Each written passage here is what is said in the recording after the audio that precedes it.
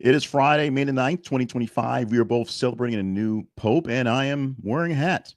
The two things are not related, but we're doing new things here today for this Friday, and this things for things you might have heard. Me being Jay Cleveland Payne, the host for this program.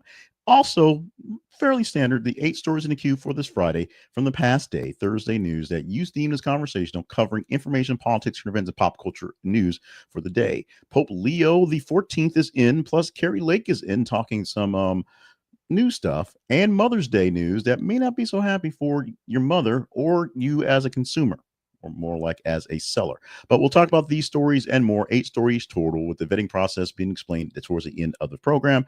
Right now, 3 things off the bat: our website home. This is theconversationproject.com. Our sponsor today is Blinkist.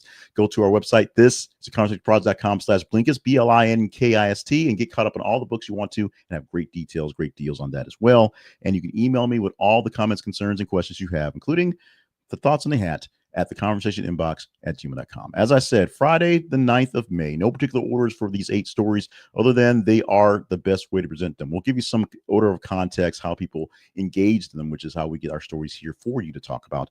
But other than that, just go with the story, go with the flow, and just kind of enjoy what you're seeing and hearing today. Of course, the biggest story of the day, both by engagement on the internet, so you guys on our feeds, and of course, just in general, because they're still talking about it. CNN has been going live from the first ceremony to have the first of time the Pope is doing this thing. I'm losing my mind because I don't have this in script. But we do have a new Pope, and he's American. The Cardinal Robert Prevost is now Pope Leo the 14th, XIV, if you're nasty, of course. It's a historic milestone in the Catholic Church, where the first Pope from the United States has been voted in, Pope Leo the 14th. American born in Chicago, 69-year-old native there, went to Villanova. So if those teams make any moves, rumblings in the national championships this year, they will be insufferable. And he's chosen via white smoke yesterday at the Papal Conclave. So the streak of 2 days a Pope being elected is now 3 for both Benedict, for all 3, I guess, both Benedict and then Francis, and now for Leo the 14th. Pope Leo the 14th's path to papacy reflects a blend of American roots and international service. Born in Chicago in 55, he joined the Order of St. Augustine in 78 and later served as a missionary in Peru, where he became a beloved figure for his pastoral work and humanitarian efforts. His extensive experience includes serving as the Bishop of Chiclayo, definitely not Chicago, and leading the Vatican's dicastery of bishops. I messed up that word as well, overseeing the appointment of bishops worldwide. The name is symbolic. They all are. Leo the 14th means he follows up to Leo the 13th. 13 was known for advocacy of social justice and workers' rights. Selecting the name Leo 14 commits to that tradition in contemporary challenges, emphasizing peace and exclusivity and dialogue within the church and a broader global community. Now, we'll see exactly how things will go going forward. It's only been Pope for literally less than a day, less than 24 hours, so we'll know where he's going. People believe will be a lot less liberal than Francis, but basically because he is a student of canonical law, things will be more like the law and order in a sense. Things will go slightly back to normal, although he still has a role in being a missionary, still have a role in sort of loving the people, and we'll do things to underscore that going forward. We will see that from his "Peace be with you all" speech he gave from the Basilica yesterday, and from his very first ceremony versus church service, essentially, this morning at the Vatican. Known for his moderate views in general, now Pope Leo XIV has expressed support for synodality, advocating for general participation in laity of church decisions, making progress, and of course, hoping to make a bigger thing going forward. One sort of factoid that's been lost on things: the church is actually growing. Half the church is actually growing in the United States. More people are going to Catholicism, which is a newer trend, not just folks in Africa and Southern America, which is basically where things have been sort of the stalwart going forward. More folks in the United States are becoming Catholic, or staying Catholic, if you will. And so this is seen as a big deal going forward. Now, the fact that he speaks like 5 different languages and has done all these different things makes him a universal style Pope, not just an American Pope, although he's from Chicago, so you hear plenty of that stuff there. There's some debate on whether he's a White Sox fan or a Cubs fan, but we shall see how that plays out. And if those two teams do well, those fan bases will be insufferable as well. Trump struck a deal, the first deal of his tariff deals with across the world. And although he says he has 100 deals in his pocket, 25 ready to sign right now, the first one has been signed, and there's already some issues that are saying it's not quite ready to go. Yesterday, President Donald Trump met with UK Prime Minister Keir Starmer, and they announced the new trade agreement aimed at easing tensions following the imposition of broad U.S. tariffs earlier this year.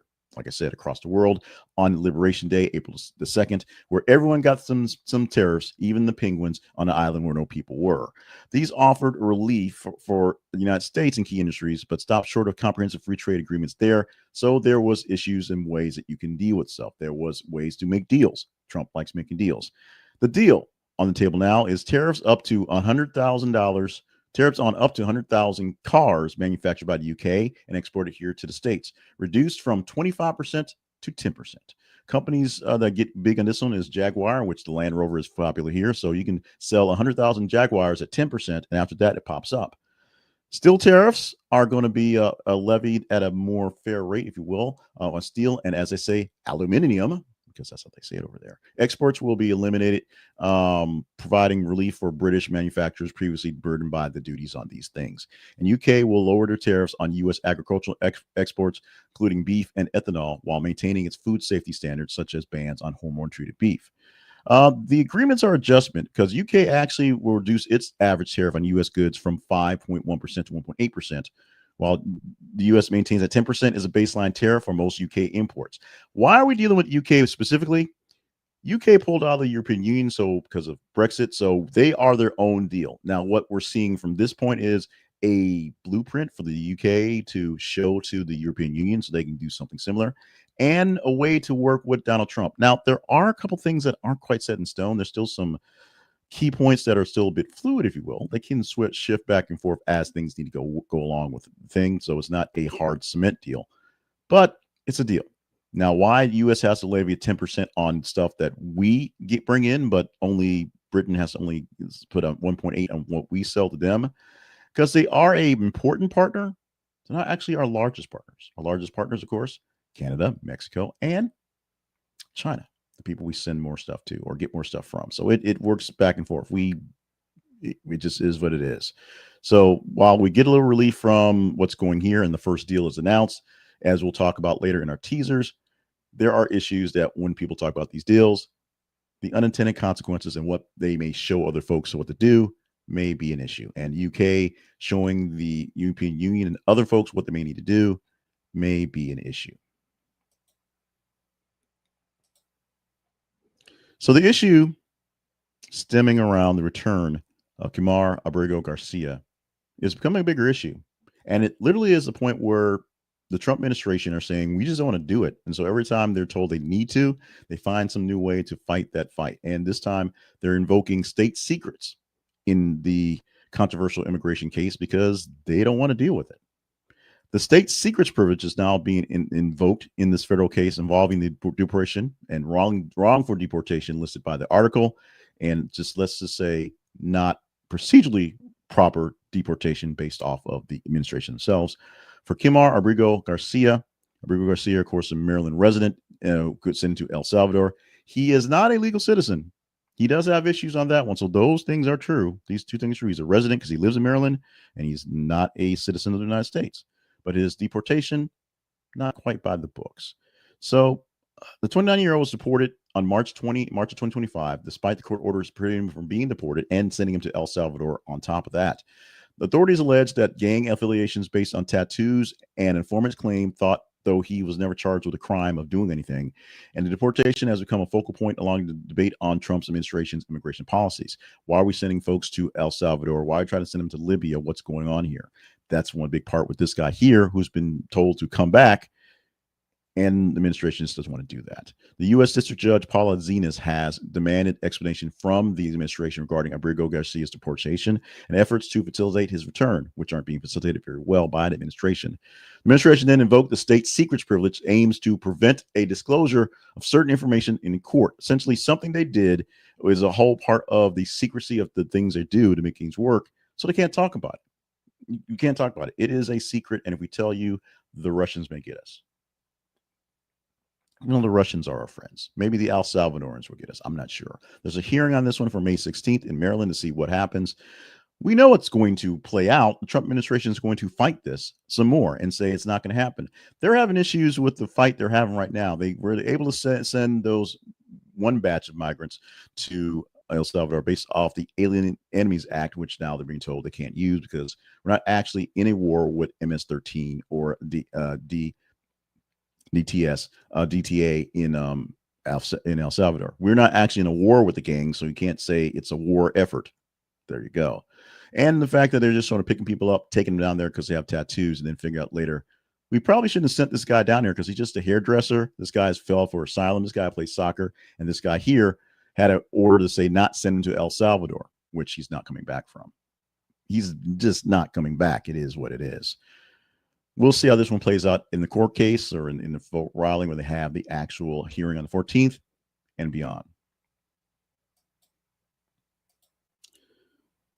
So the act of firing squads is becoming in vogue again for capital punishment, for the death penalty. And and I'm a person who actually believes in it, if we're going to have it, we're going to use it as a punishment, not as a deterrent, because it doesn't deter anything. And people stay on death penalty. They stay on death row for a long time to make sure that they are executing the right person. Lawyers for a man who was executed by firing squad recently was said that he lived for about a minute after the shots missed his heart. This execution happened on April the 11th in South Carolina. Mikhail Mondi was executed by firing squad, making that the state's second use of this method since reinstating the capital punishment. The reports from his lawyers say from the autopsy shows that he had a prolonged and a painful death and not the quick and easy death that it was supposed to be. Mondi was convicted in 2004 of murder of an off-duty police officer, James Meyer, and he chose a firing squad over lethal injection and execution, believing it to be the least inhumane option, which is what we're going for. The autopsy commissioned by his attorney revealed that not only did two of the bullets strike him in the chest, missing his heart, and instead damaging his liver and pancreas and lungs, also that he remained conscious in extreme pain for about a minute after the shots were fired. He basically had to wait to die. It was not the instant thing it was supposed to be. Witnesses reported that Mondi cried out upon being shot, groaned for 45 seconds, and then emitted a final moan before succumbing to his death about 75 seconds after the shots were actually released. Dr. Jonathan Arter, the pathologist who reviewed the autopsy, criticized the procedure's execution and documentation, noting that the absence of x-rays, limited photographs, and unexamined clothing were in the process. He emphasized that the bullets' trajectory were too low, missing the intended target's area. The incident has reignited debates over the humanity and reliability of execution methods, all of them, including now the new one they're going for now, firing squad. Molly's attorneys argue that the state's failure to properly carry out the execution raises serious constitutional concerns regarding cruel and unusual punishment. They have called for a thorough investigation of this, ensuring that there is accountability and future occurrences will not have these issues. So here's the thing. Right now, the options in South Carolina are lethal injection, electrocution, and firing squad. And as this is supposed to be something as a punishment, most people who are seeing this punishment come through don't particularly care about the cruel and unusualness about this stuff. They don't particularly care if the person is suffering. They just want to make sure the person is losing their life. Now, if this is being used for a deterrent, you do really bad things and maybe you get a death sentence, maybe they kill you, it'd be one thing. But it's not a deterrent. The death penalty does not deter much of anything. It's just essentially a way to spend more tax dollars on things. Do I believe people should be killed outright? Oh, definitely not. That's not the case. But if we're going to jail people for issues, we're going to jail them from issues. If we're going to have this sort of punishment come through, we're going to just have it. It's going to be there. There is no sort of morality to this one. If this is on the books, it's something that we're going to have to do, something we're going to do. It should be completed and done on a consistent basis until people want it changed. Now, if it turns into just a big torture session and watching essentially just people watching Saw for their pleasures, watch people die that they think did something wrong, that's an issue.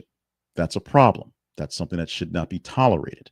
But if it's going to be used, it needs to be used and used properly. Now, right now, we're seeing that some of these shots aren't as crack as they seem to be, and that is an issue.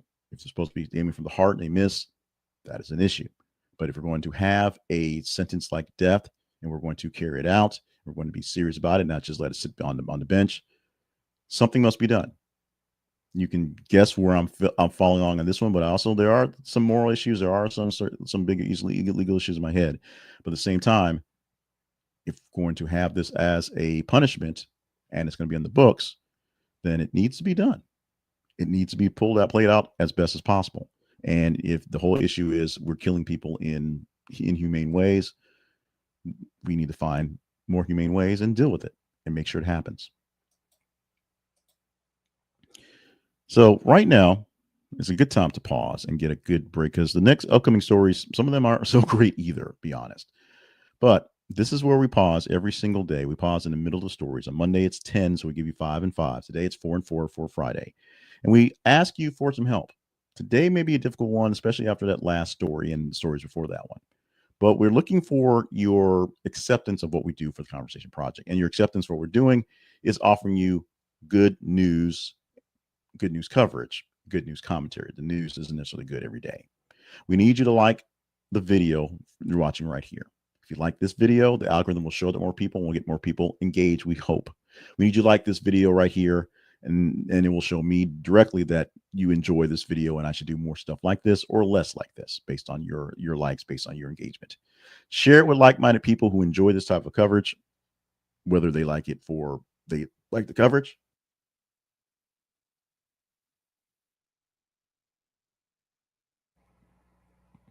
or what is a staple for folks around here. They follow just to have someone to spew hate at, which I'm okay with. When I produce talk shows for daytime and local areas, sometimes the whole point of me being here is to have someone to focus your attention on. Sometimes my job is just to sit there and listen to people go at it and just take it. Sometimes it's like that. That's what I do here. Sometimes I give you good news articles, and you tell me that you don't like what I'm saying about it. That's fine. If you do like it or don't like it and want to deal with the pain of just listen to me, subscribe to whatever form you want to get this information. Subscribe to these videos so that we have more people in this queue here. Subscribe to our email newsletter, no voice, no face. Subscribe to our audio podcast, no face, just voice. Subscribe to our TikTok hot takes for bits and pieces of the other stories. Subscribe helps me see that you guys actually do enjoy what's going on. We're at 2,150 or so subscribers on YouTube, our main metric. Thank you so much for that one. Trying to double our 2,000 hit this year to 4,000 if possible. You guys help make that happen. Moving on to Kari Lake, or technically to Voice of America, or technically to OAN, or all three if you want to. As Kari Lake, who's in charge of the Agency for Global Media, the U.S. Agency for Global Media, announcing a partnership between One American News Network and the Voice of America. Now, this may seem like a shock to you because it's a shock to many folks, but let's go into this one. With this arrangement, OAN will provide its news feed content free of charge to VOA and other U.S. AGM outlets, including Radio Marti, which broadcasts in Cuba. Lake described the move as a taxpayer-friendly initiative, highlighting OAN's status as one of the few remaining family-owned American media networks, which is true. The decision has sparked significant controversy, as you guess. VOA journalists, including Bureau Chief Patsy Widakuswara, sorry about that one, and reporter Jessica Jarrett, have criticized the partnership, arguing that it compromises VOA's mission and delivering impactful news as mandated by its congressional charter. They, along with other staff members, have initiated a legal action to regain their position following earlier downsizing by the agency. It is what it is. It literally is what it is. Critics are expressing concern because they're incorporating content from OAN, which is known for promoting pro-Trump misinformation. The words from the robot editor and myself, because I used to watch it, and now I don't because it's pretty much what it is, and can undermine the VOA's credibility and editorial independence. Lake maintains that she lacks editorial control over VOA content anyway, but asserts that the partnership offers reliable, credible options for news programming. In a sense, it is their new news wire, and it's free because they want to be a part of America, which is great. But the development is challenging. Some of the issues, including staffing at US AGM, making sure things get done, and of course VOA, which was shut down all until about a couple days ago, and right now the contracts and the contraction between the administration and agencies like AP and Reuters, who are more established, more commercial, if you will, and known by the world for their, you can say, hopefully fairness, as opposed to what they're getting for OAN, which, if you know them by the world, fairness is not exactly where you go with them. But the partnership between OAN and VOA is there. It represents a shift in the landscape of U.S. government-funded international broadcasting and raises questions about the future direction of services and commitment to unbiased journalism, which is the real question. Is your journalism biased? Most would say for OAN, it is. Now, the House actually approved Marjorie Taylor Greene's bill, which is to officially name the Gulf of Mexico Gulf of America. Happening yesterday, of all the things that happened yesterday, we got a pope, we got a deal with UK, and we're going to rename the Gulf of America because the House said so. Legislation was introduced by Representative Marjorie Taylor Greene of Georgia, the Republican, 211 and 206. So it was tight. All votes are tight here in the House these days. All Democrats and one Republican basically going the other way, that being Don Bacon of Nebraska, who doesn't want it because he understands it doesn't make any sense. The bill aims to codify President Trump's executive order titled Restoring Names That Honor American Greatness, signed on January the 20th. The executive order directed federal agencies to adopt the new name in official documents and maps. It's the federal agencies, but it's not anybody else. Supporters of the bill argue that the renaming actually reflects America's strategic and economic influence over the region, with Greene stating that the change promotes national pride and he recognizes the U.S. military's role in protecting its waters. I guess critics basically say it's symbolic of just idiocy and a distraction because there are other things to worry about, including the fact that Hakeem Jeffries, the minority leader of Democrat New York, says the bill is silly, small-minded, and sympathetic, indicating that it doesn't really do anything for Americans but put a shiny gloss on something that most people understand is the Gulf of Mexico. It moves to the Senate, where it will probably fail. It needs bipartisan support to overcome a filibuster, so it will probably fail. So this is basically a non-starter of any sort of action, but it's in the books. Marjorie Taylor Greene got a bill passed. Congratulations to MTG. You got that. The biggest issue is everyone else has to kind of go along with it, sort of, or it's just us calling somebody Bob when the name is actually Stewart because we want to call him Bob. It's still right as the Gulf of Mexico with everyone going out there, including the Associated Press, which is a wire service that deals with the world. So they are not going to rename it because it's there. Although they still do X, formerly known as Twitter. So maybe it's Gulf of Mexico, formerly Gulf of America, formerly known as Gulf of Mexico. That could happen. We're still talking about them. We literally are still talking about them, and it's not doing anyone any good. But the Bidens, if you will, Jill and Joe, went to The View yesterday and did some talking and aren't doing a great job on rehabbing Joe's image because Joe should really just go someplace and sit. But in this appearance yesterday, so many things happened on the 8th of May yesterday. Joe Biden with his wife, First Lady Joe Biden, the formers, addressed the 2024 election outcome and concerns about his cognitive health. Biden acknowledged that his role in Donald Trump's return to presidency was there. He was a part of it. As he quoted, "I was in charge and he won. So, I take responsibility."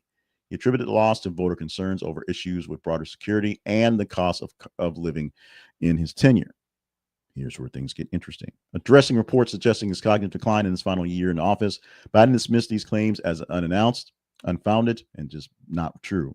Joe Biden supported him, emphasizing his decision and long work days through his presidency, and rejected accusations that she shielded him from the public.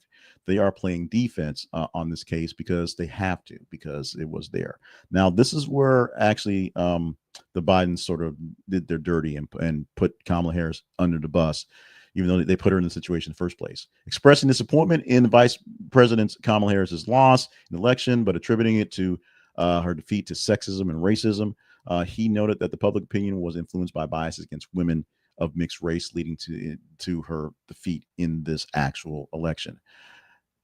But not actually stating that, he could have did a better job of getting out of the way first or giving her work that was actually good enough to make people want to vote for her. He criticized Trump's early performance, his first 100 days, saying it was historically poor and accusing him of undermining international alliances like NATO, which he's doing. But the interview also is bittersweet's not the word. This is the first live television appearance he's had since he's been in office. He did a couple speeches. We talked about those as well. He did some taped interviews. We talked about those so far. But right now, he is doing the rehab to fix his legacy. But instead of doing the Obama thing, the Bush thing, no, Trump didn't do it. All the other things that other presidents done in the past, and just kind of laying low for a bit. Biden did wait 90 days or so to start talking in a real forceful voice. But essentially, he's speaking up now, early on, because he knows he's got to fight to save his one-term legacy because it tanked at the end. We'll see how it goes on going forward. We'll see what happens and whether he can actually do some rehab and whether him and Jill are making it worse, which from my eyeballs is what's happening. And finally, going into Mother's Day this Sunday, the good news.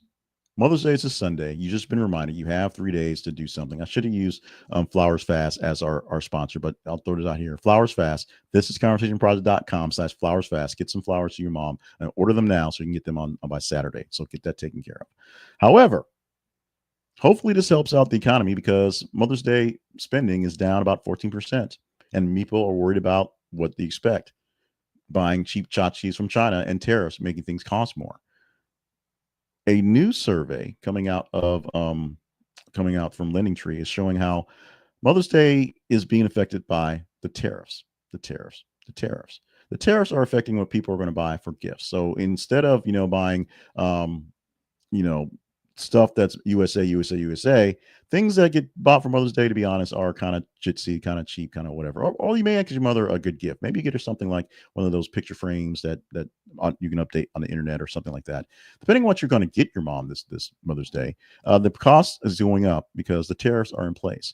With 14%, people spending about 14% less than they did last year and previous years prior. What does this mean for you and your mom? Well, if your goal is to just make a phone call, then you've probably already made that goal. If it's just taking her out to dinner and hanging out with her, that's fine because you're at the point where she doesn't need stuff. That's fine.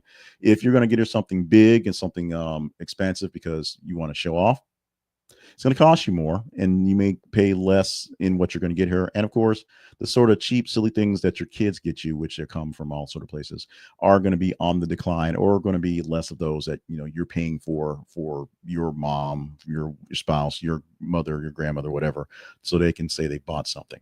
We're still doing that with JJ. She's 13. She has her own money. I bought all their Mother's Day gifts because I don't know, she's spoiled, whatever. But Mother's Day spending is going down this season, this series, and we'll see what happens going forward. Now, will it rebound once we get all the deals in place and when things go on and all that fat money, all that wads of cash start coming in from the tariffs deals? No, it won't. It won't, unless the tariffs are relieved in some cases, so things go down and the actual prices of goods will go down because the people that bring them in will actually add prices to that. Somehow, I turned Mother's Day into a tariff discussion, as we say once again to Donald Trump. This is how tariffs work. When a tariff is levied on a country for goods coming in, those goods come in at a higher cost that are paid for by the people importing them in. That is a way for the people who are in a country to not be so beholden on buying cheap goods from someplace else and maybe buy goods from the neighbor state because they are there to get them in at a better price. It keeps the cheaper goods from over flooding the market of more expensive domestic goods. But what happens is when they buy those things, they raise the price on the things they sell to the consumer to alleviate some of the pressure. So they may eat some of that cost, but in most cases, they just put the cost onto you. And in turn, domestic makers of the same thing will usually raise the cost to the same cost that the international people are paying because they can. Because in reality, the people aren't going to look for the more cheaper domestic thing because it's there. They're going to look for the thing and buy domestic or international because they want to. And so the domestic wants to get as many points, as many dollars as they can from the issue. It is what it is. That's how tariffs work. And that's how I ruined this boring story from Mother's Day. I'm just saying the percentage of spending is dropping. You're welcome. Mom, happy Mother's Day. Now, for the weekend, because we have 3 days until we convene again for things you might have heard. And so we have teaser stories that will be out there. We have stories that we post every 50 minutes or so on our feeds on Facebook and X. So you get to engage in the stories and vote up the stories you want us to talk about.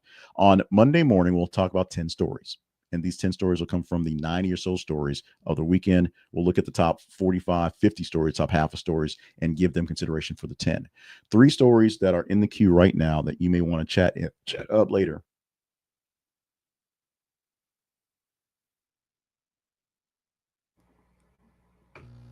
These are teaser stories, if you will. Detroit 3 automakers are blasting Trump's UK trade deal. Trade deal's not even day in.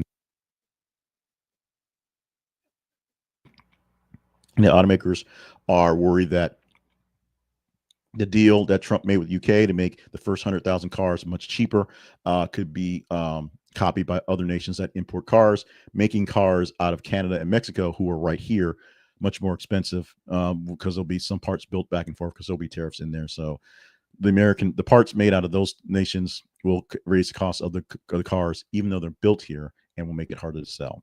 White House is going to overhaul the troubled U.S. Air traffic control system. Although it's going to cost billions of dollars, it's something that needs to be done, and something that we're seeing, like example in Newark, where everything is terrible. They need to be done as quickly as possible. And Trump's going to appoint Fox News host Jeannie Pirro as the NBC's top federal prosecutor. So it's only a matter of time till Judge Jeannie got actually into the administration.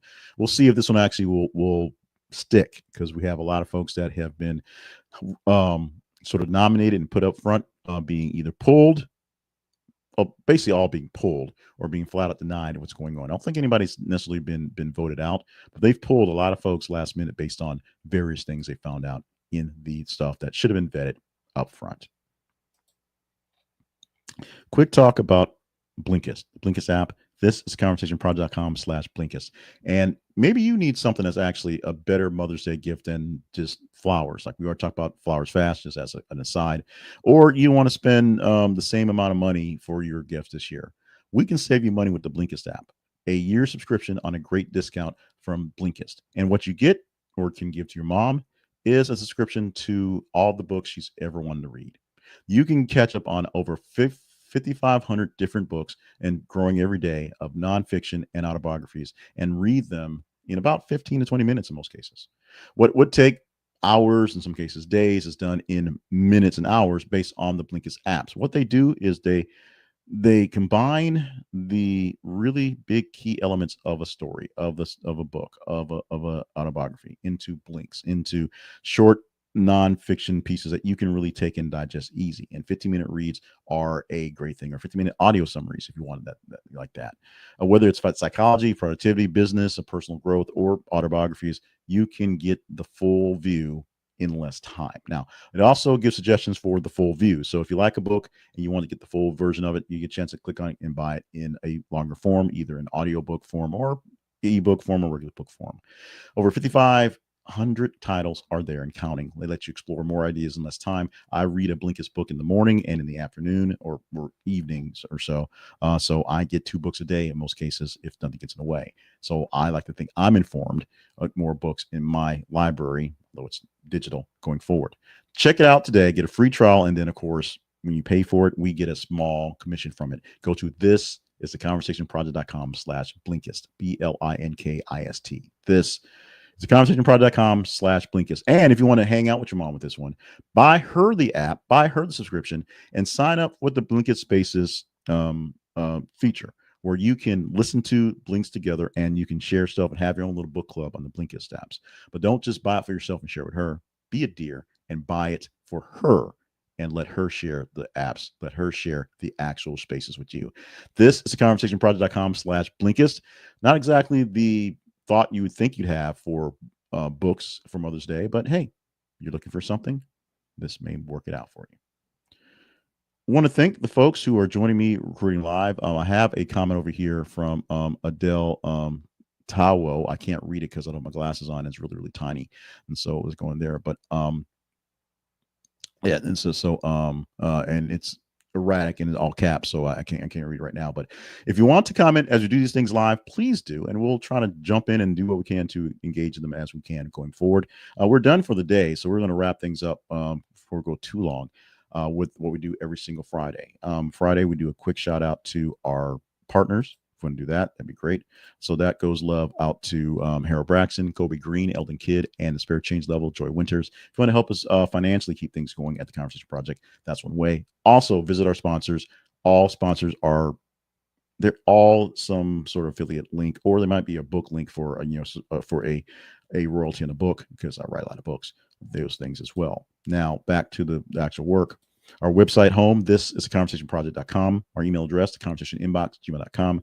And the feeds that I've talked about 4 or 5 times are on Facebook and X, facebook.com/this is conversation project, and x.com/ th_conversation. What you get from those is you get a chance to vote up the stories literally that we talk about every single day. Every single day. So as we post out stories, those teaser stories, other stories, every 50 minutes or so, there's a story on those feeds. When you're checking out Facebook and X for your other stuff, see what we're talking about. And if there's a story there that interests you, engage in it. Click the like, click the emoji face for Facebook. You want to engage in it, reply to it, share it. The more you engage with the story, the better chance you have talking about it. As we said already, come Monday, there'll be 10 stories in this program that will present for you. And to get those 10 stories, we get about 30 stories in a day. There'll be 90 stories for 3 days, Friday, Saturday, Sunday. We will get you those stories, sift them through by engagement, take the top half of those stories and pick 10 for you there. The rest of the week, there'll be 30 stories in a day, 15, 16 stories on the top half, 8 stories for the day. It's that simple. If you want to see those stories we tease, go look for them and get a chance to engage in them. If you want to see any other story out there that you see in our feeds, go for it. It's what we do here every single day for the feeds, 5 days a week for things you might not have heard. And with that, this is the 5th day of the week. We're done with things you might have heard for this Friday, May the 9th, 2025. We do have more engagements for a busy weekend. So expect the weekly roundup be a late thing, either a late Saturday thing. I might try to do another live thing like I did last week, or a late-ish Sunday thing because we have Mother's Day and stuff going on. So got to honor the mothers, lots of mothers in my life. I have my mother, I have my grandmother mother, I have my wife mother, and I have my mother-in-law. So that's 4 ladies I have to mother up for tomorrow. A whole lot of mothering to do. So it's I got a big or Sunday. I got a lot of mothering to do. So with that, enjoy your weekend.